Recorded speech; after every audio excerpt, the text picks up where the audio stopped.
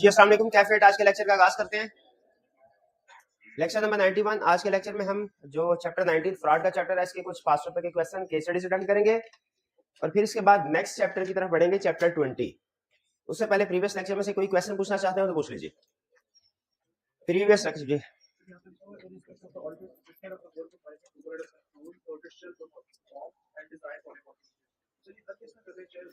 जी बिल्कुल। Management risk of management override of control में ये बता रहा है कि ये रिस्क हर एंटिटी में, हर ऑर्गेनाइजेशन में मौजूद होता है।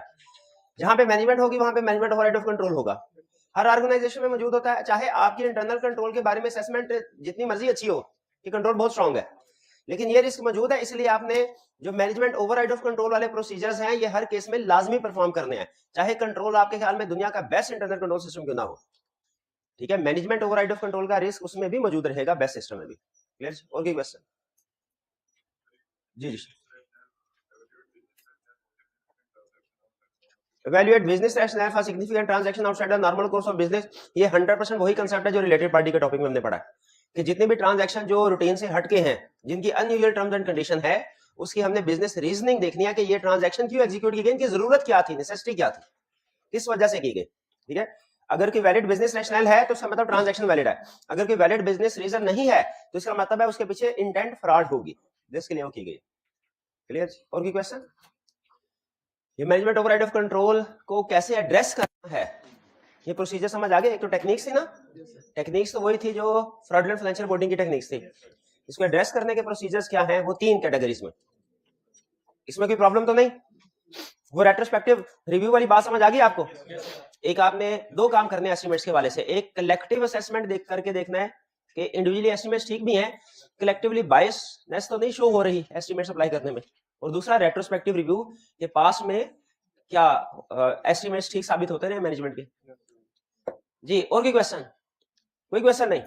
चलिए फिर पास्ट पेपर के क्वेश्चन, वॉल्यूम 1 पहले चैप्टर 19 क्वेश्चन 7। क्वेश्चन 7 में कह रहा है, is an auditor responsible for detection of frauds in financial statements? What an auditor should do when he becomes aware about existence of fraud in the financial statement? पहले responsibility पूछ रहा है, क्या auditor responsible है? Auditor responsible नहीं। अच्छा, आप सिर्फ एक लफ्ज में ये नहीं बोल देना कि ऑडिटर इज नॉट रिस्पॉन्सिबल, फिर बताना है कि उसकी रिस्पॉन्सिबिलिटी क्या। उसकी रिस्पॉन्सिबिलिटी है to obtain a reasonable assurance whether financial statement free from real misstatement, whether due to error or fraud। अच्छा, यहाँ पे स्टूडेंट कहने लगा, सर ऑडिटर की रिस्पॉन्सिबिलिटी में आ तो रहा है whether due to error or fraud, तो आप कह रहे हैं कि ऑडिटर उसके लिए रिस्पॉन्सिबल नहीं है। तो वो कंसेप्ट ये है कि बिल्कुल फ्रॉड भी आ रहा है रिस्पॉन्सिबिलिटी, लेकिन रीजनेबल एश्योरेंस भी आ रहा है। जब हम ये कहते हैं ना कि auditor responsible for detection of fraud, तो इससे ये मतलब समझ आता है कि हर फ्रॉड को डिटेक्ट करने के लिए रिस्पॉन्सिबल है। हालांकि सही कंसेप्ट क्या है, ऑडिटर का फोकस फ्रॉड नहीं है, रीजनेबल एश्योरेंस है। हाँ, इस रीजनेबल एश्योरेंस ऑब्टेन करते हुए कोई फ्रॉड सामने आ जाए, उसमें वो एक्शन लेगा। ऐसा नहीं है कि फ्रॉड सामने उसके आगे पीछे दाएं बाएं घूम रहा है और वो नजरें नीची कर लेगी, नहीं फ्रॉड मेरी जिम्मेदारी नहीं है। फ्रॉड के पीछे जाना जिम्मेदारी नहीं है, स्पेसिफिकली फ्रॉड को ढूंढने की कोशिश करना जिम्मेदारी नहीं है, रीजनेबल एश्योरेंस की जिम्मेदारी है, उसी के ऊपर फोकस कर। लेकिन रीजनेबल एश्योरेंस ऑब्टेन करते हुए अगर फ्रॉड सामने आ जाए, इग्नोर भी नहीं करना। फ्रॉड रिस्क फैक्टर है, उसके ऊपर एक्शन लेना है, ओवरऑल रिस्पांस। और अगर फ्रॉड सामने आ गया, उस पे भी फिर प्रोसीजर्स है कम्युनिकेशन वाले। ये बात समझ आ रही है? इसकी मिसाल बिल्कुल ऐसे ही है जैसे किसी दहशतगर्द को पकड़ना हमारी जिम्मेदारी नहीं, आम सिटीजन की, तो पुलिस की जिम्मेदारी है, लॉ एनफोर्समेंट एजेंसी की जिम्मेदारी है। लेकिन अगर कोई दहशतगर्द हमारे इर्द गिर्द घूम रहा हो, नजर आ जाए, तो क्या हम ये कहें हमारी जिम्मेदारी थोड़ा ही है? ये तो पुलिस की ये कहें कि अगर सामने आ जाए तो एक्शन लेना चाहिए, बिल्कुल एक्शन लेना चाहिए, बताना चाहिए। अगर फ्रॉड रिस्क फैक्टर भी आ जाए तो भी, फ्रॉड रिस्क फैक्टर क्या, घर किराए में मकान खाली था, 2 लोग आके रहने लगे और हर रोज 20 रोटियां जाती है उनके घर में एक टाइम पे। अब ये फ्रॉड रिस्क फैक्टर है कि नहीं है? 2 लोग हैं, 20 रोटियां थोड़ी खाएंगे।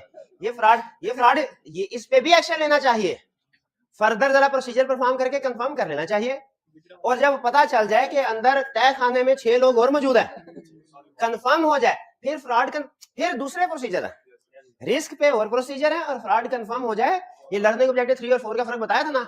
यहाँ पे फिर मुझे बताइए, क्या फ्रॉड रिस्क फैक्टर सामने आ रहा है कि फ्रॉड सामने आ रहा है? फ्रॉड सामने आ रहा है। ठीक है, दोनों में फर्क समझ रहे हैं ना आप?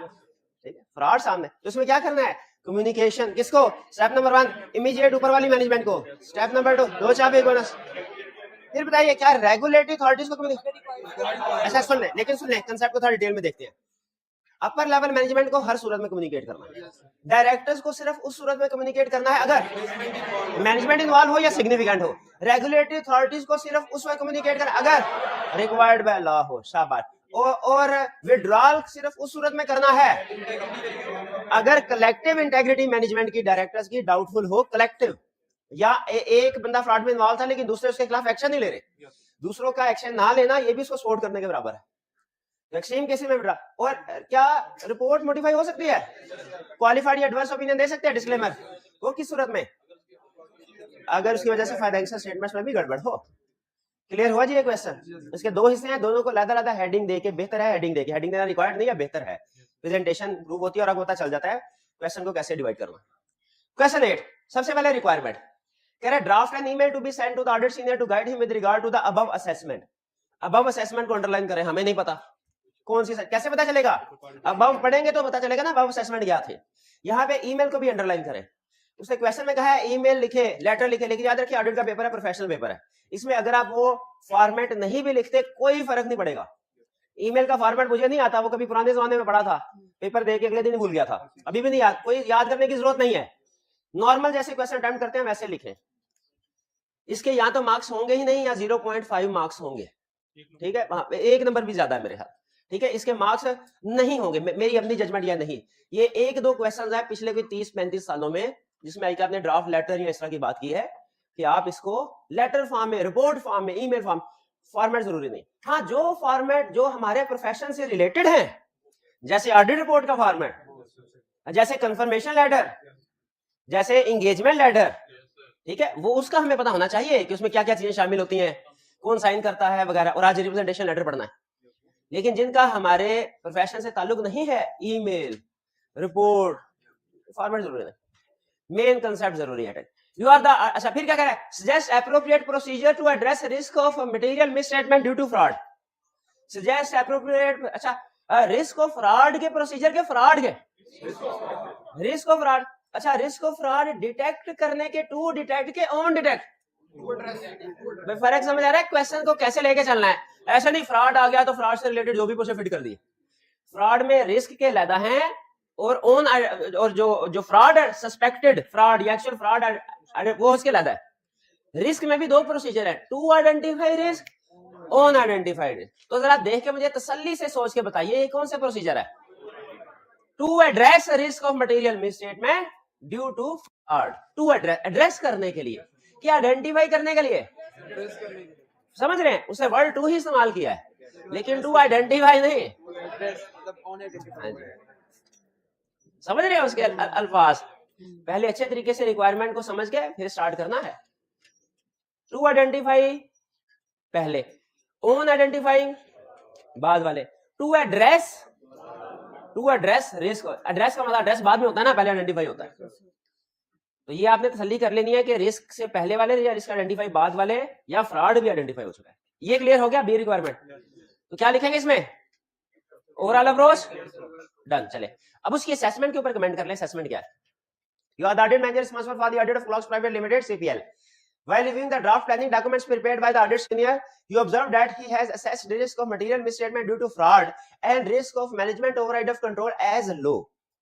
Risk of fraud भी low और risk of management override of control भी low. किस वजह से? Due to the fact that CPL has been an audit client of the firm for the last 10 years and no material misstatement had been reported in the previous year. पिछले साल की risk assessment की base पे इस साल के procedure decide किए जा सकते हैं, कम होंगे कि ज्यादा? कभी नहीं किए जा सकते। अच्छा, इस क्वेश्चन में दो हिस्से हैं, एक रिस्क ऑफ फ्रॉड है, एक risk of management override of control है।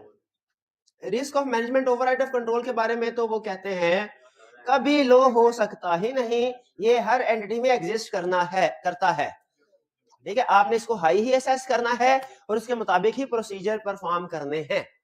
तो इसके ऊपर तो कमेंट करना हमारे लिए आसान हो गया। मैनेजमेंट ओवरराइड ऑफ कंट्रोल क्यों कमेंट करना आसान हो गया? हायर एंटिटी में एग्जिस्ट करता है। अब दूसरा रिस्क ऑफ फ्रॉड है, उसमें भी कमेंट करना है, क्या ये हर एंटिटी में एग्जिस्ट करता है? नहीं, इसके फैक्टर्स हैं, अगर फैक्टर्स होंगे, एग्जिस्ट कर रहे होंगे, हम कहेंगे यहाँ पे रिस्क ऑफ फ्रॉड है, और अगर फैक्टर एग्जिस्ट नहीं कर रहे होंगे हम कहेंगे रिस्क ऑफ फ्रॉड नहीं है। ऐसे ही है ना, रिस्क ऑफ फ्रॉड फैक्टर्स पे डिपेंड करता है, लेकिन ओवरराइड ऑफ कंट्रोल हर ऑर्गेनाइजेशन में एग्जिस्ट करता है। तो risk of management override control की असेसमेंट गलत, रिस्क ऑफ फ्रॉड की असेसमेंट भी गलत। भाई वो क्यों? हालांकि हाँ बेसिस गलत, शाबाश। इसकी बेसिस पिछले साल के रिजल्ट नहीं होने चाहिए, बल्कि इस साल के risk assessment procedures relating to fraud वो परफॉर्म करने के बाद अगर कोई फ्रॉड फैक्टर सामने ना आए, फिर आप इस नतीजे पे पहुंचे तो फिर ठीक है, लेकिन पिछले साल के थोड़ी है। फिर तो रूल यू होना चाहिए पिछले 10 सालों में हमेशा अनमोडिफाइड ओपिनियन दिया है, इस साल भी अनमोडिफाइड ओपिनियन, कुछ भी ना करो, फिर कुछ भी ना करो। आई क्या कभी ऐसे करता है? पिछली हर अटेम्प्ट में बच्चा पास होता रहा है, कैफ में सी में भी पास करते रहो, इसको इस दफा भी पास हो ही जाएगा। तो हर दफा टेस्टिंग करता है, हर दफा टेस्टिंग, ठीक है। तो इसीलिए हमने भी हर साल हर audit year independent audit year उसके रिस्क असेसमेंट अलग उसके, हाँ थोड़ा सा प्रोसीजर डिसाइड करते हुए रिस्क असेसमेंट में हम अपने रिस्क को लो कर देते हैं इस वजह से, यानी कंप्लीटली इग्नोर नहीं करते पिछले साल को। थोड़ा सा रिस्क असेसमेंट में रिस्क को रिड्यूस इस वजह से कर दिया जाता है पीछे, क्योंकि आपको याद होगा वो अंडरस्टैंडिंग ऑफ एंटिटी में सैंपल साइज में एक दो फैक्टर्स हमने ये भी रखे हुए थे कि पिछले सालों की अंडरस्टैंडिंग की बेस पे अगर रिस्क कम है किसी जगह पे तो हम अपना सैंपल साइज रिड्यूस कर सकते, लेकिन बिल्कुल ही उड़ा के रख देना जीरो, ये तो गलत है। चलिए जी, 8 में कोई प्रॉब्लम? ये रिप्रोडक्शन का क्वेश्चन था, ये भी एक तरह से रिप्रोडक्शन का था, लेकिन थोड़ी सी कमेंट्री रिक्वायर्ड थी, लेकिन इसमें दो हिस्से थे। फ्रॉड को लैदा डिस्कस करना है, मैनेजमेंट ओवरराइड ऑफ कंट्रोल को लैदा, क्लियर? चलिए इसके बाद आगे चलते हैं। Question 9, because of its ability to exert influence management is in a position to perpetrate का मतलब कमिट कर सकती है, या यूं समझ ले प्रिपेयर कर सकती है। मैनेजमेंट प्रिपेयर कर सकती है, फ्रॉड कर सकती है मैनेजमेंट अपनी एबिलिटी की, क्योंकि वो मैनेजमेंट किसी को भी इन्फ्लुएंस कर सकती है, ये उसके पास यूनिक एबिलिटी है, इस वजह से वो फ्रॉड करना चाहे तो आसानी से कर सकती है। And prepare fraudulent financial statement भी प्रिपेयर कर सकती है। Identify 6 different ways in which fraud may be committed by management through override of controls. Management कैसे ओवरराइड ऑफ कंट्रोल के जरिए फ्रॉड कमिट कर सकती है, बताइए? टेक्निक्स, कौन कितनी टेक्निक्स? 6 टेक्निक्स, शाबाश। याद है आपको? लिख लेंगे, याद करने वाली है, सुभान अल्लाह। अब वॉल्यूम 2 की केस स्टडी की तरफ आ जाए, और ये केस स्टडी रिस्क असेसमेंट की निस्बत बहुत शॉर्ट है। क्यों भला? प्रोसीजर तो लिखना ही नहीं नॉर्मली, आपने अभी देखा उसने अगर प्रोसीजर पूछे भी तो लैदा से रिक्वायरमेंट में पूछ लेता। क्वेश्चन 1 कह रहे required evaluate the above situation and discuss the implication on audit report. दो इंप्लीकेशन ऑन ऑडिट रिपोर्ट तो मैं बता दूंगा। इवैल्यूएट द अबव सिचुएशन का मतलब क्या होता है मेरा भाई बताएं? इवैल्यूएट द अबव सिचुएशन, ये तो कई चैप्टर में ये टर्म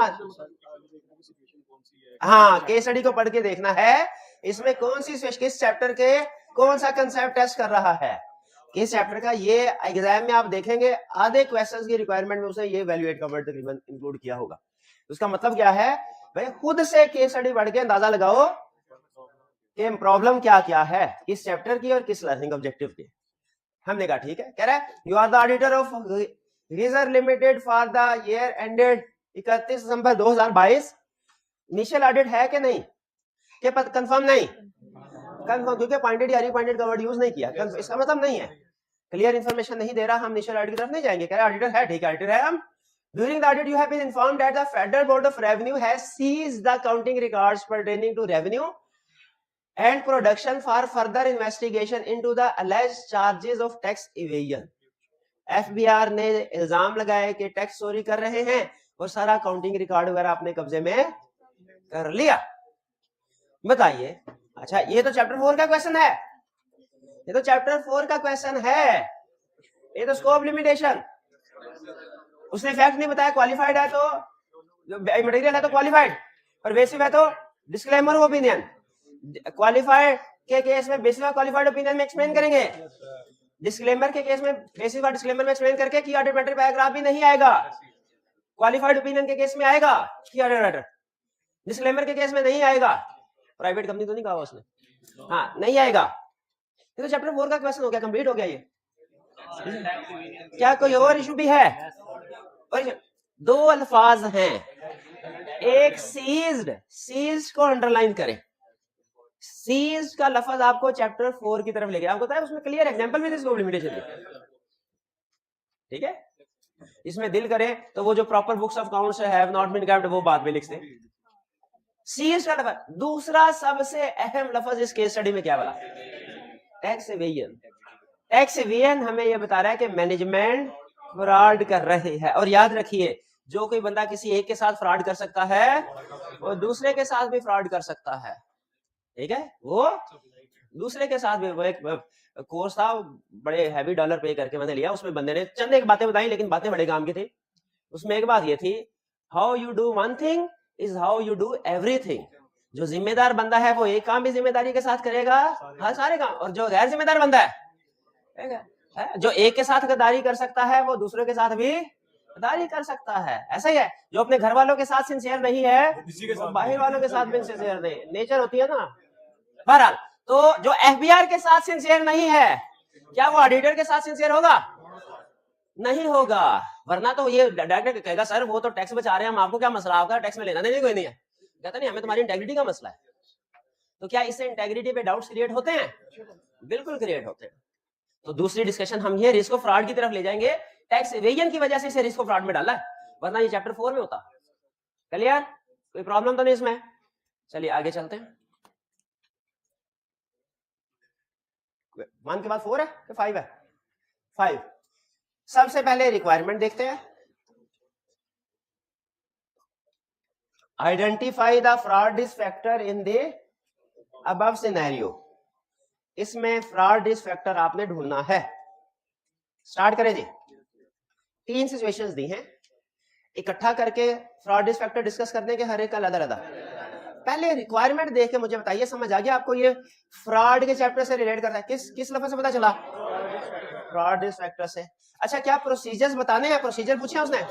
प्रोसीजर्स नहीं पूछे। अच्छा, कह रहा है आइडेंटिफाई, क्या लफ्ज बोल रहा है? क्या उसे एक्सप्लेन भी करना चाहिए कि नहीं? थोड़ा सा कर देना चाहिए, ज्यादा नहीं, क्योंकि 4 नंबर है, 4 नंबर ज्यादा नहीं। ठीक है, चलिए। पहला कह रहा है, is a listed company engaged in manufacturing of garments and apparels during the audit planning meeting for the year ending 31st March 2018 the CFO of GL has provided the following information.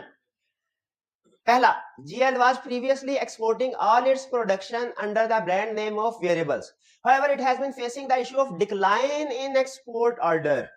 ये twist है, इसको underline किया। And therefore, I decided to start focusing on local market. Accordingly, it has made an agreement with BL, according to which GL's products would be sold to BL, who would market them through BL's retail outlet, spread throughout Pakistan. ये तो normal arrangement है ना, हमारी चीजें हैं, आपके पास अच्छा supply chain है, आपके पास अच्छा नेटवर्क है, हमारी प्रोडक्ट्स आप अपने नेटवर्क के जरिए से पब्लिक तक पहुंचाए, सेल करें। तो मसला क्या है? A director of GL holds major share holding in BL, इसको अंडरलाइन कर। रिलेटेड पार्टी, और क्या ये आपको नॉर्मल ट्रांजैक्शन लग रही है? ये सिग्निफिकेंट ट्रांजैक्शन है। इसीलिए इसमें 2 इश्यूज हैं, एक डिक्लाइन इन एक्सपोर्ट ऑर्डर भी इशू है, ये आपको पता है, वो उसके इकोनॉमिक पुअर फाइनेंशियल पोजीशन की तरफ जा रहा है, और दूसरा रिलेटेड पार्टी।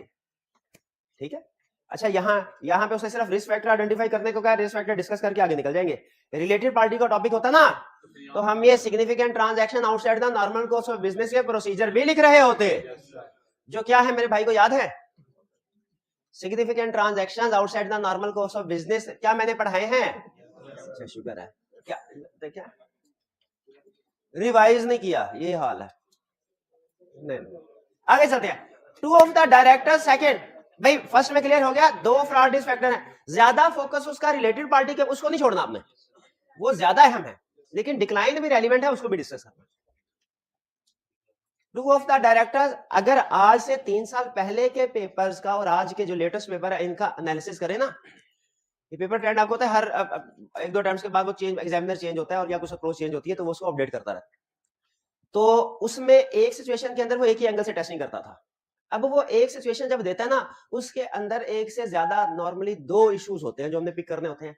ये जो पिछली एग्जांपल थी ना टैक्स एवेजन वाली और सीज वाली, ये क्लासिक एग्जांपल है इस चीज की, कि एक केस के अंदर उसने ये दो इश्यूज। और नॉर्मली इसमें स्टूडेंट्स की गलती क्या होती है, क्या गलती करते हैं, एक इशू को पकड़ लेते हैं उधर, दूसरा स्किप कर देते हैं।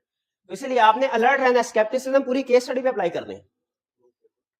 सेकंड, टू ऑफ द, तो इसमें दो इश्यूज, एक डिक्लाइन इन एक्सपोर्ट ऑर्डर और दूसरा related. Second, two of the director of GL holding 16 and 30% share in GL have informed the board that they intend to sell their entire shareholding in GL in order to concentrate on some of their other business. वो कुछ दूसरे business में concern, इसलिए अपने shares को बेचना चाहते हैं। अब अगर डायरेक्टर शेयर को बेचना चाहते हैं तो उनकी क्या कोशिश होगी, हाई प्राइस मिले या लो प्राइस मिले। तो वो क्या चाहेंगे फाइनेंशियल स्टेटमेंट्स में इस दफा, प्रॉफिट, जितना प्रॉफिट ज्यादा उतनी शेयर प्राइस ज्यादा, सिंपल रूल है। तो risk of fraud in financial statements है, ये रिस्क फैक्टर में था कहीं, कहां था, इंटेंडेड सेल ऑफ बिजनेस शुरू में कहीं था, ठीक। अच्छा वैसे तो आप देखेंगे 90% के करीब फ्रॉड रिस्क फैक्टर आपको उस लिस्ट में से मिल जाएंगे जो हमने पढ़ी है, fraud risk factor plus circumstances indicating possibility of fraud. लेकिन फर्ज कीजिए अगर कोई किसी केस स्टडी में नया रिस्क फैक्टर आ जाता है, आपने क्या करना है, उसे लिस्ट में ऐड कर देना, ठीक है। जजमेंट की बेस पे सॉल्व करें, सॉल्यूशन देख लें और फिर उसे अपनी लिस्ट में ऐड कर दें। Third, while discussing some of the internal control deficiencies in the payroll processing department which were raised in the previous year's management letter.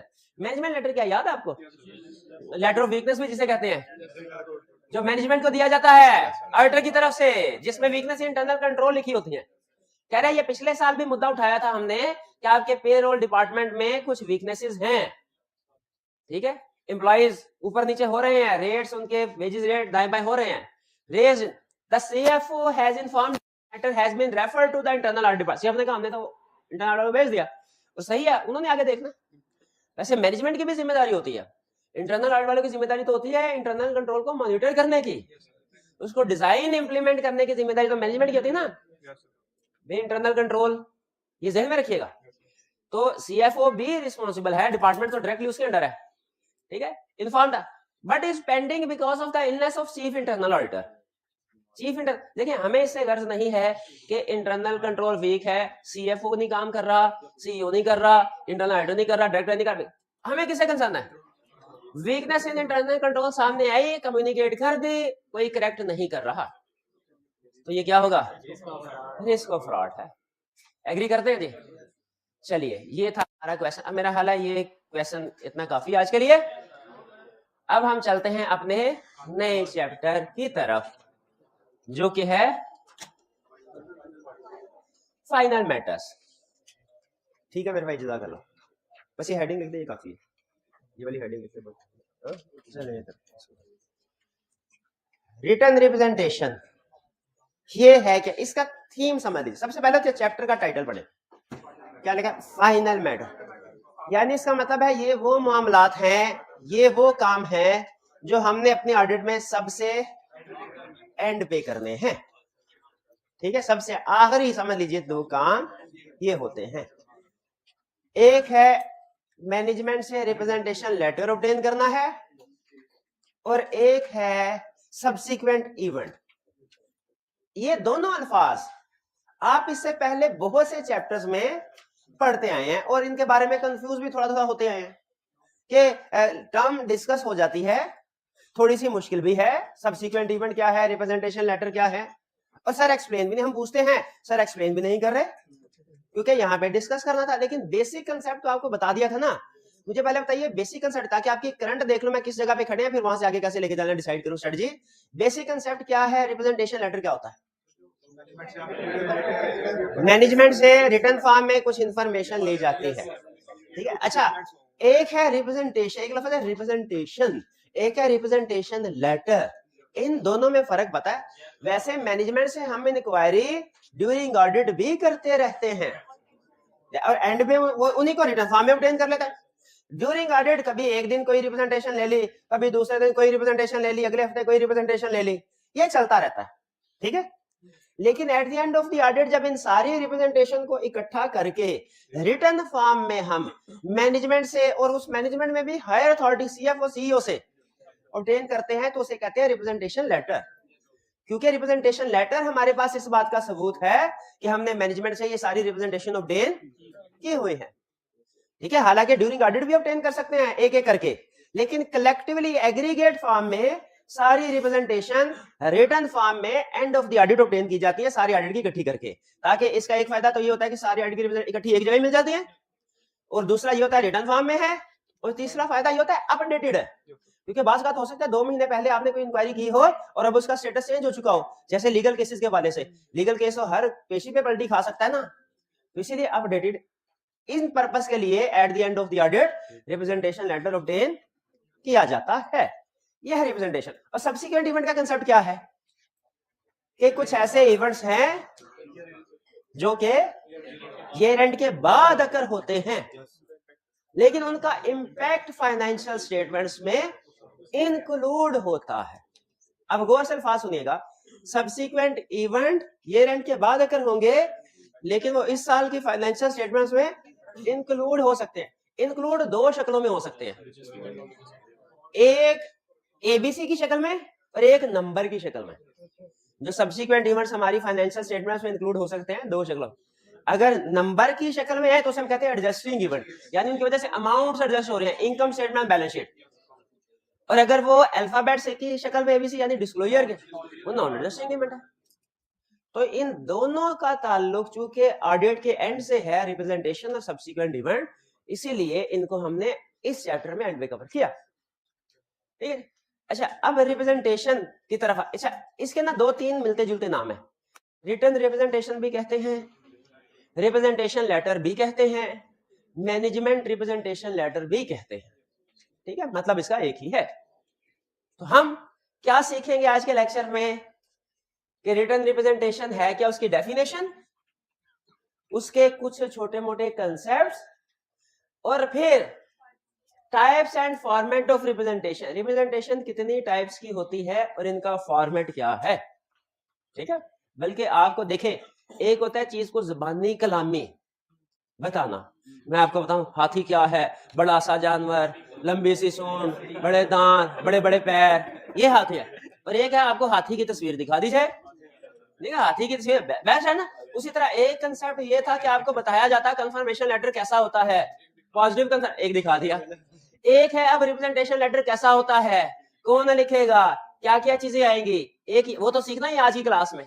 और एक कंसेप्ट क्या है, रिप्रेजेंटेशन लेटर आपको दिखा दिया जाए। तो आज घर जाके आज के दिन में आपने ऑडिट का जो सबसे अहम काम करना है वो रीडिंग कर लेना, याद नहीं करना। रिप्रेजेंटेशन लेटर है उतना अहम नहीं जितनी ऑडिट रिपोर्ट थी। ऑडिट रिपोर्ट के कुछ पैराग्राफ आपको याद करवाए थे, ये अभी भी याद है, बेहतरीन, लेकिन रिप्रेजेंटेशन लेटर याद नहीं करना, लेकिन इसको 2-3 दफा पढ़ लेना है ताकि आपको पता चल जाए ये होता कैसा है, कौन सी तरह की इंफॉर्मेशन किस तरीके से प्रेजेंट की जाती है। ये है जी आपके पेज 327 पे। ठीक है, फॉर्मेट ऑफ रिप्रेजेंटेशन लेटर, इसको आपने घर जाके पढ़ लेना है। ठीक है, कि ये स्टार्ट कहां से हो रहा है, क्या चीजें आ रही है, एंड कैसे हो रहा है। लेकिन बार बार बताना, रीड करना है, 2-3 दफा याद नहीं करना, याद नहीं करना। आपसे इसकी ड्राफ्टिंग नहीं पूछेगा, ड्राफ्टिंग सिर्फ रिपोर्ट की पूछता है, ना रिप्रेजेंटेशन लेटर की ड्राफ्टिंग पूछता है, ना कंफर्मेशन की। रिपोर्ट की पूछता है, वो याद करना, बाकी सिर्फ अंडरस्टैंडिंग के लिए जरूरी है। हाँ, ये पूछ सकता है कि बताओ ये चीज कंफर्मेशन लेटर में आती है कि नहीं आती, या ये चीज रिप्रेजेंटेशन लेटर में आती है कि नहीं आती। ड्राफ्टिंग नहीं पूछेगा, लेकिन उसके ये चीज एंगेजमेंट लेटर में आती है कि नहीं आती, ये इस तरह का कंसेप्ट पूछ सकता है ताकि आपको पता चले इसमें इंफॉर्मेशन क्या इंक्लूड होती है। यार एक केस एंगेजमेंट लेटर की भी की थी, वो कह रहा था ये रिवैल्यूएशन कराइए, बताओ कौन कौन से मैटर एंगेजमेंट लेटर में इंक्लूड करेंगे, अकाउंटिंग पॉलिसी भी चेंज हुई थी कोई। तो ये जो मैनेजमेंट लेटर है, कंफर्मेशन लेटर है, रिप्रेजेंटेशन लेटर है, ये हमने याद नहीं करने, लेकिन हमें इस काबिल होना है कि इन लेटर्स में कौन कौन सी इंफॉर्मेशन लिखी जाती है वो हमें पता हो। इसीलिए मैंने आपसे कहा कि आज आपने घर जाके इसको रीड करना है। सबसे पहले देखिए, ये आपके सामने चैप्टर के 2 हिस्से उसने कर दिए, एक रिटन रिप्रेजेंटेशन अलग और सब्सिक्वेंट इवेंट अलग कर दिया। अब आगे चलते हैं, ये पास्ट पेपर्स का ट्रेंड एनालिसिस, ऐसे आपको पता चल रहा होगा कि इंपॉर्टेंट है। अच्छा, ये बाजू का 0 इस वजह से भी होता है कि उस चैप्टर का कंसेप्ट टेस्ट जरूर हो रहा होता है, लेकिन हो सकता है वो किसी दूसरे चैप्टर के साथ उसने मर्ज कर दिया हो। तो अगर तो दूसरे चैप्टर के साथ जब मर्ज करता ना क्या, तो मैं क्या करता हूं, उसके देखता हूं पार्ट्स हैं कि नहीं। अगर तो 2 पार्ट्स हो तो फिर उसको लाता करता। लेकिन आप खुद बताइए, अब जो प्रीवियस क्वेश्चन किया फ्रॉड वाला, उसमें रिपोर्ट वाला हिस्सा भी शामिल था, उसमें फ्रॉड वाला हिस्सा भी शामिल था, और था एक ही पार्ट। तो इस तरह के क्वेश्चन में अगर मैं कहूं कि फ्रॉड में से उसने क्वेश्चन टेस्ट किया, रिपोर्ट में से क्वेश्चन ही टेस्ट नहीं किया, तो गलत होगा। तो बात ऐसा होता है कि मार्किंग करते हुए इक्का दुक्का क्वेश्चन पे ऐसे होता है कि कंसेप्ट उसका टेस्ट जरूर हो रहा होता है, लेकिन इनडायरेक्टली किसी दूसरे क्वेश्चन के साथ, डायरेक्ट क्वेश्चन नहीं आता। इसलिए अगर जीरो है भी तो इसका मतलब आपने ये नहीं समझना कि ये अहम ही नहीं है, बल्कि जहां पे जीरो अगर पिछली में समझ लें। देखे पूरा कहीं पे भी ऐसा नहीं हुआ कि उसने दो कंसेक्टिव टर्म्स में क्वेश्चन पूछे बगैर पेपर सेट कर दिया, ऐसा कभी नहीं हुआ। तो उम्मीद है इस दफा कंफर्म क्वेश्चन इसमें से आएगा। बहरहाल हाँ जी, सबसे पहले पहले इसकी ड्राफ्टिंग देख ले। इसमें सिखा क्या रहा है, 5 कंसेप्ट है। सबसे पहले हमें इंट्रोडक्शन सिखाएगा, ये हम पहले सीख चुके हैं, ये सारा पढ़ा हुआ है आपने, तकरीबन सारी बातें, सिर्फ एक दफा क्विकली गो थ्रू करनी है कि रिटन रिप्रेजेंटेशन होता क्या है लेटर क्या। फिर types of representation and formats of representation letter. Format आपने घर जाके उसको पढ़ लेना है। टाइप्स ऑफ रिप्रेजेंटेशन से क्या मुराद है, यहाँ पे ये सीखेंगे। इसमें 2 बड़ी टाइप्स है, बल्कि 3 बड़ी टाइप्स है। एंगेजमेंट लेटर के जो एलिमेंट्स थे उसकी 2 बड़ी टाइप्स थे, ये मेरा भाई बताएगा। एंगेजमेंट लेटर के जो एलिमेंट्स थे उसमें 2 बड़ी कैटेगरीज थी। ऐसे ना करें, बेसिक कंसेप्ट पूछ रहा हूं, बेसिक, ये भाई बताएंगे। उसको गुस्से से देख रहे थे, यार इतना बेसिक क्वेश्चन है, इसको आता ही नहीं है, इसको ऑडिटर बनने का हक है क्या? नहीं है, कोई बात नहीं, ट्रेनिंग में जाके सीख लेगा, कोई बात नहीं, लेकिन हो सकता है इसमें से क्वेश्चन पूछ ले, रिवीजन रखनी। ये मेरा भाई बताएगा, शाबाश ना करे। एंगेजमेंट लेटर के टेंस पढ़े थे हमने। अच्छा अभी ना ढूंढे, अभी तो आपको मिलेगा भी नहीं, अभी तो एक रिक्वायर्ड थे। हाँ शाबाश, एक रिक्वायर्ड थे और एक एडिशनल या व्हेन रेलेवेंट थे। उसी तरह रिप्रेजेंटेशन लेटर में भी कुछ एलिमेंट्स रिक्वायर्ड है। स्टैंडर्ड कहता है इसके ऊपर तुमने सोचना भी नहीं कि ये आए कि ना आए या क्यों आए, ना सोचना भी नहीं, कह दिया आएगा तो आएगा। एक है वो रिप्रेजेंटेशन व्हेन रेलिवेंट, यानी जब वो रेलिवेंट सिचुएशन आए तो फिर इंक्लूड करो, वरना ना करो। ठीक है, जैसे जब कंपनी के खिलाफ कोई फॉर एग्जांपल कोई लीगल केस वगैरह हो, इंक्लूड कर दो, नहीं करना, इस तरह के व्हेन रेलिवेंट। एक है रिक्वायर्ड, एक है व्हेन। जैसे एक जनरल रूल बताता है कि अगर आपकी फाइनेंशियल स्टेटमेंट्स में कोई ऐसा एरिया जिसमें एस्टिमेट्स, जजमेंट्स, अनसर्टेनिटी इन्वॉल्व है, अगर तो वो एरिया मैंने अपनी रिक्वायर्ड लिस्ट में दे दिया ना, फिर तो आपके लिए आसानी फिट करे रिप्रेजेंटेशन लेटर में उसको भी। मैनेजमेंट से कहे इसके बारे में भी हमें रिटन इन्फॉर्मेशन दे कि आपने अपनी सारी तसल्ली कर ली। दूसरा क्या कि हम अगर उसमें नहीं है रिक्वायर्ड लिस्ट में, तो हमने क्या करना है, उसको खुद इंक्लूड कर देना, क्योंकि रेलिवेंट हो गया। क्लियर हो गई ये बात? पहली रिक्वायर्ड की लिस्ट है, दूसरी व्हेन रेलिवेंट की लिस्ट है। फिर इसके बाद स्टैंडर्ड कहता है इसके अलावा तुम्हें डिस्क्रिशनरी पावर भी दी, अगर मजीद अपनी मर्जी से अपनी जजमेंट से कोई ऐड करना चाहो वो भी कर सकते हो। लेकिन बहरहाल 2 बड़ी टाइप्स आ जाएंगी इसमें, एक कौन सी, रिक्वायर्ड जो आई, और एक उसने छोड़ दिया सर्कमस्टेंसेस में। फिर इसके बाद हम पढ़ेंगे alter course of if representation is not provided. अगर मैनेजमेंट कोई रिप्रेजेंटेशन प्रोवाइड करने से इनकार कर देती है तो अल्टर का कोर्स ऑफ एक्शन क्या होगा वो पढ़। फिर valuation of reliability of representation, कुछ सिचुएशन में रिप्रेजेंटेशन रिलायबल नहीं रहती। फिर फॉर्मेट ऑफ रिप्रेजेंटेशन। अच्छा ये फॉर्मेट ऑफ रिप्रेजेंटेशन लेटर ऊपर से मेरे काट दे, ये मैंने शिफ्ट कर दिया था नीचे, ये आपको लर्निंग ऑब्जेक्टिव 5 में मिलेगा। फॉर्मेट ऑफ रिप्रेजेंटेशन लेटर, यहाँ पे लर्निंग ऑब्जेक्टिव 3 जो है इसमें से इसको एक्सक्लूड कर दें, इसमें सिर्फ टाइप्स हैं। ऐसे क्या देख लें, क्योंकि मैंने उसको एंड में इसलिए शिफ्ट कर दिया था क्योंकि वो बच्चे याद करना शुरू हो जाते थे, तो जो दूसरे अहम कंसेप्ट है वो रह जाते थे। तो मैंने कहा पहले अहम कंसेप्ट पहले कर लें, जो कम अहम है बाद में। यहां तक बात समझ आ गई? अब सुन लीजिए बेसिक कंसेप्ट रिप्रेजेंटेशन का, ये है क्या। इसमें जैसे अगर आप इस लेटर को देखें, यह है रिप्रेजेंटेशन लेटर, उसमें वो ये कह रहा है, ये ISA 5 एक रिलेटेड पार्टी, हमने पढ़ लिया इसलिए ये एग्जांपल आपके सामने रख रहा हूं कि ऑडिटर ने मैनेजमेंट से रिप्रेजेंटेशन और रिलेटेड पार्टी के हवाले से कोई रिप्रेजेंटेशन लेनी होती है क्या? हमें लिख के दीजिए, आपने सारी रिलेटेड पार्टी, ये कंफर्म कर ले, यहाँ पे आ रहा है, सिर्फ कंसर्न मैच करवा रहा हूं, ठीक है, कि related party relationship and transactions have been appropriately counted for and disclosed in according with the requirements of applicable financial reporting. अच्छा, क्वेश्चन मेरा ये है कि जब मैनेजमेंट से हम ये रिप्रेजेंटेशन ले रहे हैं कि बताइए आपने related party relationship transaction framework के मुताबिक डिस्क्लोज कर दी है कि नहीं कि रिप्रेजेंटेशन ऑब्टेन कर रहे हैं, तो फिर हमें रिप्रेजेंटेशन ऑब्टेन करनी चाहिए, प्रोसीजर परफॉर्म नहीं करने चाहिए। क्यों नहीं करना, क्यों? अच्छा, वो उनकी तरफ से स्टेटमेंट है कि उन्होंने सही रिगार्ड, हमने अपना काम करना है। चले फिर मैं अपनी स्टेटमेंट को बदलता हूं। फिर तो ऐसा होना चाहिए कि अगर हमने रिलेटेड पार्टी के ऊपर सारा काम खुद ही करना है तो मैनेजमेंट से रिप्रेजेंटेशन नहीं लेनी चाहिए, फिर रिप्रेजेंटेशन भी ऑब्टेन करनी चाहिए। क्या यानी हम अपना काम भी करें, खुद भी चेक करें ठीक है कि, और मैनेजमेंट से भी पूछें। इसकी मिसाल बिल्कुल ऐसे ही है जैसे किसी लीगल केस में अदालत किसी मुलजिम से पूछती है क्या कि कसम खाओ, जो कहोगे सच कहोगे, सच के सिवा कुछ नहीं कहोगे। अच्छा, जब वो ये सच ये कसम खिलवा देते हैं, उसके बाद वो जो नहीं सच बोलता है उसके बाद, और जैसे ही वो सच बोलता है जज उसके सच की बुनियाद पे फैसला कर देता है, ऐसा ही है? नहीं, फैसला फिर भी सबूतों और गवाहों के बयानात की रोशनी में होता है, लेकिन उसको कसम क्यों खिलवाते हैं? फिर वो ऐसे ही फॉर्मेलिटी है कि शायद इसका जमीर जाग जाए, लेकिन जमीर उसका जागा होता तो जगह पे थोड़ी खड़ा होता। ठीक है, वो जमीर सोया नहीं, मरा हुआ है, वो नहीं जाग। अच्छा, तो इसका मतलब ये हुआ कि रिप्रेजेंटेशन ऑब्टेन कर रहे हैं, वो रिक्वायर्ड है, फैसला उसकी बेस पे नहीं कर रहे। अच्छा, और अगर मुलजिम कहे मैं नहीं कसम खाता, अच्छा जज ये नहीं सोचेगा तो तेरे कसम खाने ना तेरा को हमने कौन सा फैसला तुम्हारी कसम की बेस पे, फैसला तो हमने सबूत और गवाहों के बयान की रोशनी में करना था, अभी भी तो कसम खा ना खा एक ही बात है। जज ये नहीं सोचेगा, जज क्या सोचेगा, ये कसम कॉम्प्लीमेंटेशन नहीं है। अभी जज ये सोचेगा कि अगर ये मासूम है तो इसे कसम खाने में क्या कबाहत है, अब ये कसम नहीं खा रहा ना कोई गड़बड़ है, रिस्क हो रहा है। अच्छा, अब मिसाल से कंसेप्ट पूछना शुरू हो गए हैं आप, उन्होंने भाई ने स्कोप लिमिटेशन कैसे कर लिया, इन्होंने रिस्क ऑफ फ्रॉड कैसे कर लिया।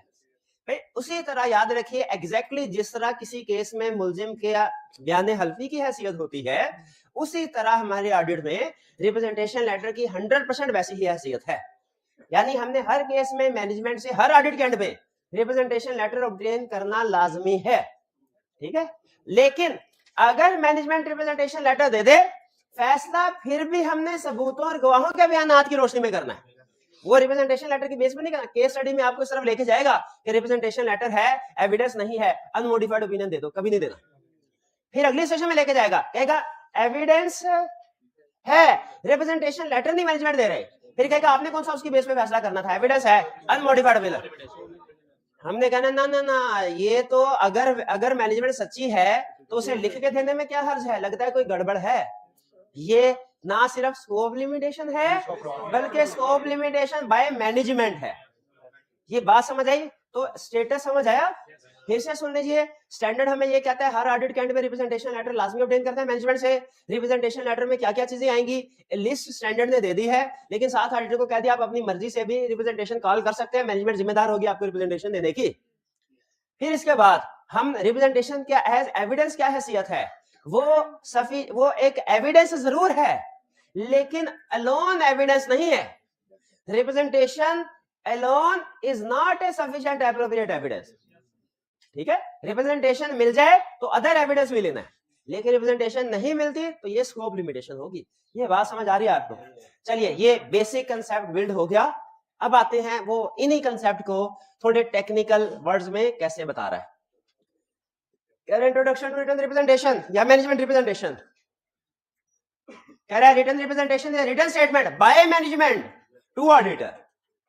ठीक है, बाय मैनेजमेंट, ये मैनेजमेंट की तरफ से। अच्छा, इसमें इंफॉर्मेशन क्या चाहिए ये हम ऑडिटर बताते हैं, यानी हम एक रफ पेज के ऊपर मैनेजमेंट को कह देते हैं सर ये रिप्रेजेंटेशन चाहिए, मैनेजमेंट उसको टाइप करके प्रॉपर फॉर्मेट में वो साइन करके हमें देती है। यानी इंफॉर्मेशन हम रिक्वेस्ट करते हैं, उसका जवाब रिप्रेजेंटेशन लेटर की शक्ल में मैनेजमेंट देती है। किस लिए ये रिप्रेजेंटेशन दी जाती है? To confirm management responsibility, confirm करने के लिए कि मैनेजमेंट ने अपनी जिम्मेदारियां पूरी कर ली हैं, जो जो स्टैंडर्ड ने कहा था। कंफर्म करने के लिए मैनेजमेंट ने फाइनेंशियल स्टेटमेंट सही प्रिपेयर की हैं, मैनेजमेंट ने रिलेटेड पार्टी सारी आइडेंटिफाई करके डिस्क्लोज कर दी हैं, मैनेजमेंट ने रिस्क और फ्रॉड वगैरह सारे असेस करके कम्युनिकेट कर दिया, वगैरह वगैरह, जो जो जिम्मेदारियां लगाए। लेकिन मैनेजमेंट कह रही है कि मैंने जिम्मेदारियां पूरी कर दी है, हमने अलग से प्रोसीजर परफॉर्म करके चेक जरूर करना है वाकई किया कि नहीं। फिर टू सपोर्ट अदर एविडेंस, किसी और एरिया में भी अगर एविडेंस की जरूरत पड़े तो उसमें उसको सपोर्ट करने के लिए रिप्रेजेंटेशन ऑब्टेन की जाती है। इसका मतलब है रिप्रेजेंटेशन की दो बड़ी टाइप्स फर्दर क्लासिफिकेशन। एक तो क्लासिफिकेशन इस तरीके से कर सकते हैं ना, कुछ रिप्रेजेंटेशन रिक्वायर्ड बाय आईएसएस हैं और कुछ आईटा की जजमेंट की डिपेंड कर रही हैं। एक क्लासिफिकेशन दूसरी आ गई कि कुछ रिप्रेजेंटेशन होंगी जो मैनेजमेंट की रिस्पॉन्सिबिलिटी से रिलेट कर रही होंगी, वो ओवरऑल रिस्पॉन्सिबिलिटी रीजनेबल एश्योरेंस, और कुछ रिप्रेजेंटेशन होगी स्पेसिफिक एरिया से रिलेट कर रही होंगी। जैसे मैनेजमेंट ने आपको रिप्रेजेंटेशन दी कि हमने सारी रिलेटेड पार्टी ट्रांजैक्शन ऑडिटर को बता दी हैं, रिप्रेजेंटेशन है आपके ख्याल में रिक्वायर्ड बाय आईएसए है कि नहीं है? रिलेटेड पार्टी के स्टैंडर्ड में पढ़ा था। अच्छा, ये ओवरऑल मैनेजमेंट रिस्पॉन्सिबिलिटी से रिलेट करती है या किसी स्पेसिफिक एरिया से रिलेट करती है? स्पेसिफिक एरिया से रिलेट करती है, ठीक है। तो ये to support other evidence representation किस लिए होती है? यहां पे सबसे अहम लफ्ज पता क्या? सपोर्ट। रिप्रेजेंटेशन का मकसद सपोर्टिंग रोल होता है, सफिशिएंट रोल नहीं होता। ये सपोर्टिंग एविडेंस है, सफिशिएंट एविडेंस नहीं है। एक केस स्टडी में उसने पूछ लिया, उसने कहा रिपेयर एक्सपेंस रिकॉर्ड हुआ 15 मिलियन का, इसका एविडेंस कोई मौजूद नहीं है, मैनेजमेंट रिप्रेजेंटेशन देने को तैयार है। उन्होंने कहा सर प्लांट खराब हुआ था, जल्दी जल्दी में इंजीनियर भाई से कोई गुजर रहा था, उसे कहा, उसने ठीक कर दिया, 15 लाख लेके निकल गया, कोई इनवॉइस दी नहीं उसने। लेकिन हम कसम खा के कहने को तैयार हैं कि ये वाकई प्लांट खराब हुआ था और जेन्युइन एक्सपेंस है। क्या रिप्रेजेंटेशन सफिशिएंट एविडेंस है?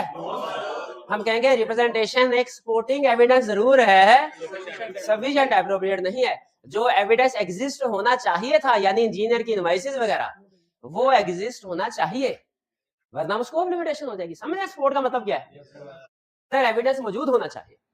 फिर कह रहे हैं written representation do not include finance, ये एक फॉर्मेलिटी है, असर्शन और सपोर्टिंग बुक्स एंड रिकॉर्ड। वरना इसका मतलब ये है कि अगर रिटन रिप्रेजेंटेशन आपने मैनेजमेंट से एक्सेप्ट जरूर करते हैं, लेकिन अगर मैनेजमेंट ये रिप्रेजेंटेशन दे दे सारा कुछ ठीक है, तो क्या हम इसको एक्सेप्ट करेंगे ना? हम फाइनेंशियल स्टेटमेंट्स को वेरीफाई करने के लिए रिटन रिप्रेजेंटेशन लेते हैं। Financial statement itself written representation नहीं है। अगर आप रिटन रिप्रेजेंटेशन की डेफिनेशन देखें ना, फाइनेंशियल स्टेटमेंट्स पे पूरा उतरती हैं, मैनेजमेंट प्रिपेयर करती है, ऑडिटर को प्रोवाइड करते हैं और उसकी जिम्मेदारी है। लेकिन वो कह रहा है फाइनेंशियल स्टेटमेंट्स या books of accounts written representation नहीं। ठीक है, ये फॉर्मेलिटी समझ आ जाए, ठीक ना समझ छोड़े। कह रहे all verbal discussion with client are documented in working paper by auditor, however auditor obtains written from management on significant. कहता है छोटी मोटी डिस्कशन पूरे साल में होती रहती है, लेकिन जो सिग्निफिकेंट वाली आइटम्स है ना, उनको हमने रिटन रिप्रेजेंटेशन में इंक्लूड करना है, हर मैटर को नहीं। किस मैटर को? अच्छा, यहां पे एक उसने हमें बड़ा अहम कंसेप्ट दिया, वो साथ में लिखना चाहे लिख आगे आएगा कि कुछ मैटर्स पे रिप्रेजेंटेशन ऑब्टेन करना एप्रोप्रिएट है, कुछ मैटर पे रिप्रेजेंटेशन ऑब्टेन करना एप्रोप्रिएट नहीं है। देखिए इस लाइन से यही समझा रहा है ना कि आपने जबानी कलामी छोटे मोटे बड़े छोटे बड़े हर मैटर को डिस्कस कर रहे होंगे, लेकिन रिटन फॉर्म में किसको लेके आना है? सिग्निफिकेंट।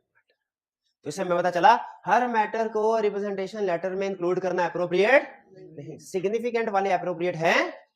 बाकी ये आगे कंसेप्ट आएगा जिसमें हम सीखेंगे कि कौन से वाली चीजें रिप्रेजेंटेशन लेटर में इंक्लूड करनी चाहिए, कौन से। उसमें सबसे बड़ा काम आएगा आपके लिस्ट, जो स्टैंडर्ड ने दी है। लिस्ट में से जो भी आइटम आगे केस स्टडी में हम कहेंगे रिप्रेजेंटेशन एप्रोप्रिएट है, और जो आइटम लिस्ट में ना हुई वो फिर जजमेंट में देखेंगे, अगर वो सिग्निफिकेंट या इंपॉर्टेंट हुई तो एप्रोप्रिएट, वरना नॉट एप्रोप्रिएट। ये बात समझ आ गई?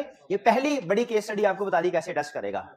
वो केस स्टडी में आपसे पूछेगा रिटन रिप्रेजेंटेशन एप्रोप्रिएट है कि नहीं, बताओ। आपने डिसीजन कैसे करना है कि ये जो 3 मामला उसने हमें बताए हैं, क्या तीनों के तीनों रिप्रेजेंटेशन लेटर में फिट कर दें, या इनमें से कुछ करना है? तो कैसे डिसीजन करेंगे? सबसे पहले देखेंगे वो मैटर लिस्ट में आ रहा है, हम कहेंगे एप्रोप्रिएट। लिस्ट में नहीं आ रहा, फिर देखेंगे जजमेंट की बेस पे सिग्निफिकेंट है कि नहीं। अगर सिग्निफिकेंट है तो एप्रोप्रिएट, अगर नहीं है from home to obtain written representation किससे ऑब्टेन करें? क्लर्क से ले ले, क्लर्क से, कि जो जिनकी अल्टीमेट रिस्पांसिबिलिटी है फाइनेंशियल स्टेटमेंट प्रिपेयर करने की। अच्छा, रिलायबिलिटी में हमने बहुत से फैक्टर्स पढ़े हैं, एक जगह पे बता रहा था कुछ मजीद फैक्टर्स भी हैं, लेकिन वो कुछ लोग मानते हैं कुछ नहीं मानते, इसलिए वो उसने नहीं बताया।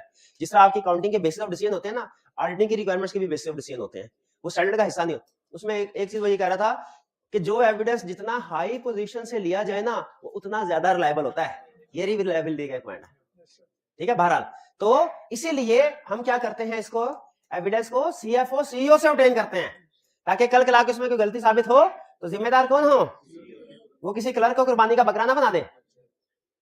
Written representation requested from debt management who is responsible for preparation of financial statement and has knowledge of relevant matter. For example, CEO, CFO or other equivalent person. बाजू का टर्म दूसरी प्रेसिडेंट भी टर्म बोली जाती है कुछ companies में CEO के लिए। डेट ऑफ रिटर्न रिप्रेजेंटेशन क्या होनी चाहिए, as near as possible to the audit report but not after the date of report. यानी क्योंकि ये एविडेंस है ना, और असूल है रिपोर्ट साइन करने से पहले सारा एविडेंस होना चाहिए। ऐसा नहीं रिपोर्ट के बाद एविडेंस ले रहे हैं, ऐसा नहीं। आपको याद है हमने एक चैप्टर 4 में केस स्टडी की जिसमें कुछ डेट्स दी हुई थी, ये कंसेप्ट था उसमें कि आपने ऑडिट रिपोर्ट में डेट कौन सी इंक्लूड करनी है, रिप्रेजेंटेशन लेटर से पहले वाली के बाद वाली। पहले रिप्रेजेंटेशन लेटर लेंगे, फिर रिपोर्ट के पहले रिपोर्ट साइन करेंगे, फिर रिप्रेजेंटेशन। और प्रैक्टिस में सुन ले क्या होता है, प्रैक्टिस में सेम डेट के ऊपर रिप्रेजेंटेशन लेटर, जिस दिन रिप्रेजेंटेशन लेटर मिलता है ना उसी दिन हम रिपोर्ट साइन करते हैं, वरना रिपोर्ट साइन नहीं करते। रिप्रेजेंटेशन लेटर की डेट रिपोर्ट की डेट सेम होती है, या ज्यादा से ज्यादा रिप्रेजेंटेशन लेटर 1-2 दिन पहले हो सकता है, बाद में तो एक दिन भी नहीं हो सकता ना। एक केस स्टडी में उसने कहा, सीईओ कह रहा है सर मैं छुट्टियों पे जा रहा हूं, दरमियान में हफ्ते की छुट्टियां हैं, 4 दिन बाद रिपोर्ट साइन कर दीजिएगा, रिपोर्ट के 2 दिन बाद आके आपको रिप्रेजेंटेशन लेटर दे दूंगा, चलेगा? चलेगा? कोई नहीं चलेगा। तुझे छुट्टियां पे आ रही है, हमें एविडेंस पे आ रहा है, रिप्रेजेंटेशन लेटर मिलेगा फिर रिपोर्ट मिलेगी, वरना भूल जाओ रिपोर्ट, वरना स्कोप लिमिटेशन डिस्क्लेमर की चाहिए तो दे देते अभी नहीं, ठीक है। तो याद रखें दोनों की डेट सेम होनी चाहिए। हाँ, रिप्रेजेंटेशन लेटर 1-2 दिन पहले जरूर हो सकती है, बाद में। अच्छा, 1-2 दिन बोला है, वो हफ्ता 10 दिन नहीं बोला, क्योंकि फिर वो बाज़ इंफॉर्मेशन अपडेट नहीं रहती। फिर if current management was not present, अच्छा सॉरी, ये अपडेटेड, हाँ, वो कह रहा है अगर आपने पहले अपडेट कर लिया ना हफ्ता 10 दिन पहले, तो फिर आपको अपडेट करना पड़ेगा, यानी दोबारा लेना पड़ेगा। जैसे कंफर्मेशन लेटर अगर महीना 2 महीने पहले सेंड कर दे तो आपको बाज़ औक़ात फिर दोबारा भी सेंड करना पड़ सकता है अगर एविडेंस ना मिले तो। ये बात याद रहेगी। आगे चलते हैं, पीरियड कवर्ड बाय रिप्रेजेंटेशन। भाई जिस साल का ऑडिट कर रहे हैं उसी साल, हमारे सिलेबस में नहीं, लेकिन बाज़ औक़ात ऑडिटर मल्टीपल ईयर्स के लिए पॉइंट हो जाता है, हमारे सिलेबस में नहीं है, उस सूरत में वो मल्टीपल ईयर्स की रिप्रेजेंटेशन। बहरहाल हम यही करेंगे कि जो ऑडिट रिपोर्ट कवर्ड कर रहा है पीरियड उसी। अगर करंट मैनेजर सीएफओ ने कहा, हमारा क्लाइंट था, उसके छोटी छोटी ब्रांचेस थी, हर ब्रांच अलहदा ऑडिट होता था, तो वो कोई फॉर्मल क्लाइंट नहीं था, नॉन स्टैट्यूटरी ऑडिट था। वहां जाते थे तो वो बेचारे अकाउंटेंट होते थे बीकॉम, वो कहते थे सर मुझे 3 महीने हुए हैं मैं आया हूं, इससे पहले पुराने अकाउंटेंट ने कहा मुझे नहीं पता उसने क्या काम किया क्या नहीं, इसलिए मैं प्रीवियस पीरियड की जो है वही साल, कहता है ये 3-4 महीनों की इंफॉर्मेशन मुझे पता है, ये पूछ ले। जो उससे पहले वाला पीरियड है उसमें चूंकि मैं मौजूद नहीं था, मैं कोई इंफॉर्मेशन नहीं बता सकता। बताइए क्या ये आर्गुमेंट वैलिड है? नहीं वैलिड। आपने मूवीज वगैरह में होगा, जब कोई वो थानेदार तब्दील होता है तो पुराना थानेदार नए थानेदार चार्ज देता है, चार्ज। उसका मतलब क्या होता है बेसिकली कि जितने भी केसेस है, जितनी भी इंफॉर्मेशन है, वो तो मूवी होती है ना, उन्होंने 2-4 सेकंड में सीन निपटाना होता है, लेकिन प्रैक्टिकली ये हफ्ता 10 दिन लग जाते हैं इस प्रोसेस में, सारी इंफॉर्मेशन हर केस की देना, ताकि वो कोई भी आगे फर्दर इन्वेस्टिगेशन जो केस चल रहा है वो नया थानेदार ये ना कह दे तो पुराने थानेदार का केस था, मैं इसमें कुछ नहीं कर सकता, भाई उसने आगे उसको लेके चलना है। इसीलिए ये याद रखिए, रिस्पॉन्सिबिलिटीज पोजीशंस की होती हैं, पर्संस की नहीं। पर्सन शिफ्ट हो गया फर्क नहीं पड़ता, पोजीशन तो सेम है ना। सीएफओ चाहे 2 दिन पहले आया हो, ये सारी रिप्रेजेंटेशन उससे हमने ऑब्टेन करनी है प्रीवियस से, जो छोड़ के चले गया उसको थोड़ी पूछेंगे। इफ करंट मैनेजमेंट वाली बात समझ आ गई, the whole period requirement to obtain representation for whole period still applies. वो करंट मैनेजमेंट की इंफॉर्मेशन लेके ऑडिटर को प्रोवाइड करें। फॉर्म ऑफ रिटन रिप्रेजेंटेशन क्या है? ज़बानी कलामी होना चाहिए कि जैसे एंगेजमेंट लेटर रिटन फॉर्म में था, जैसे रिपोर्ट रिटन फॉर्म में है, ये भी लेटर फॉर्म में होना चाहिए। क्लियर जी? अच्छा चले ठीक है, टाइम हो गया, कोई प्रॉब्लम। ये लेटर और ये टाइप्स ऑफ रिप्रेजेंटेशन एक ही कंसेप्ट है, सिर्फ ये है कि उसने उसको लेटर की फॉर्म में शिफ्ट कर दिया। इसमें कंसेप्ट क्या है? वो एरियाज जिनके बारे में स्टैंडर्ड कहता है रिप्रेजेंटेशन ऑब्टेन करना लाजमी है। आपने आज के दिन में पहले ये सारे एरियाज लाजमी पढ़, देखिए इसमें कंसेप्ट कोई नहीं है, इसमें हम ज्यादातर चीजें पढ़ चुके हैं, ठीक है, ज्यादातर चीजें हम पढ़ चुके हैं, और बाकी अगर कोई चीज नहीं भी पढ़ी तो वो भी कंसेप्ट कोई नहीं है, सिर्फ सेंटेंस रीडिंग, कल मैं आपको उनकी भी रीडिंग करवा दूंगा, लेकिन आप खुद से इसको पढ़ के आसानी से समझ सकते हैं, कोई प्रॉब्लम हुई कल डिस्कस करेंगे। आज आपने लाजमी क्या काम करना है, ये लर्निंग ऑब्जेक्टिव 2 की लिस्ट पढ़नी है और फिर इसके बाद लेटर पढ़ना है। याद क्या करना है ये सुन लें, सिर्फ ये वाले एरियाज याद कर लें, सिर्फ ये वाली लेफ्ट साइड की हेडिंग, क्योंकि आईकैप केस स्टडी में इनमें से किसी को उठा के आपसे पूछेगा रिप्रेजेंटेशन एप्रोप्रिएट है कि नहीं, तो उसके लिए आपको अगर ये याद होना, इसको याद नहीं करना, इसको कभी भी याद नहीं करना, पढ़ लेना है, पढ़ लेना है, ताकि अगर कभी वो हमें स्टेटमेंट दे और उसमें कोई गलती हो ना तो हम उसको बता सके कि भाई ऐसे नहीं ऐसे लिखते हैं। लेकिन याद क्या करना है, सिर्फ हेडिंग, हेडिंग की तरह है। तो आज आपने क्या करना है, दो काम, एक याद करना है, एक रीडिंग करनी है लर्निंग ऑब्जेक्टिव 2 और 5 की। 5 में सिर्फ लेटर के नीचे वाला बॉक्स नहीं करना, लेटर और याद क्या करना है, एरियाज। तो एरियाज याद करने हैं, उसके बाद एरिया क्या गई, ये एक्सप्लेनेशन पढ़ लेनी है, यही एक्सप्लेनेशन आप खुद देखेंगे आपको लेटर फॉर्म में मिलेगी, कर लेंगे ये काम जो है। चलिए फिर आज का लेक्चर यहाँ खत्म करते हैं, अल्लाह हाफिज।